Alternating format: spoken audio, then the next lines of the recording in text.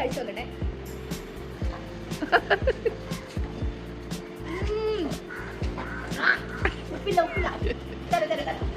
ഒന്നിച്ച് കഴിക്കാനൊന്നും ഞങ്ങൾക്ക് അറിയില്ലത്.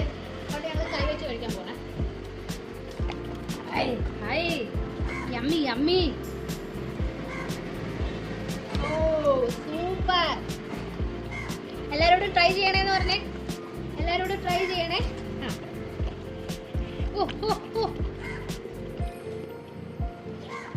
ഫിനിഷ്.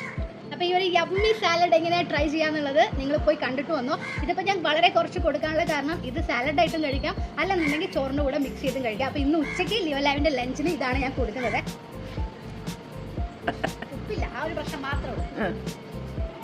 ഈ ഒരു യമ്മി സാലഡ് ഉണ്ടാക്കാനായിട്ട് നമുക്ക് സോയ ചങ്ക്സ് വേണം. അതിലോട്ട് കുറച്ച് വെള്ളം ഒഴിച്ച് നമ്മൾ തിളപ്പിച്ചെടുക്കാൻ പോവാണ്.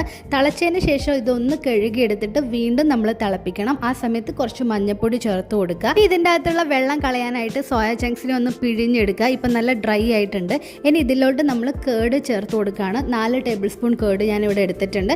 എന്നിട്ട് നന്നായിട്ടൊന്ന് മിക്സ് ചെയ്യുക. ഇനി ഇതിലോട്ട് ലിയോൻ്റെ ലൈവിടെ ഫേവറേറ്റ് ആയിട്ടുള്ള മല്ലിയില ചോപ്പ് ചെയ്തതും കൂടി ഞാൻ ഇടുന്നുണ്ട്. ഇത്രയേ ഉള്ളൂ, വളരെ സിമ്പിൾ. എല്ലാവരും വീഡിയോ ഉണ്ടല്ലോ, വളരെ സിമ്പിൾ ആണ്. കുറച്ച് ഉപ്പൊക്കെ ഇട്ട് കഴിഞ്ഞാൽ നമുക്കും ഇത് കഴിക്കാനായിട്ട് പറ്റും. അപ്പോൾ എങ്ങനെയുണ്ട്, നിങ്ങളുടെ പെറ്റ്സിന് ഇഷ്ടപ്പെട്ടു എന്നുള്ളത് കമൻറ്റ് ചെയ്യാൻ മറക്കരുത്. ഇവിടെ ലാവിക്ക് ഇനിയും വേണം. അപ്പോൾ ഓക്കെ, ബൈ.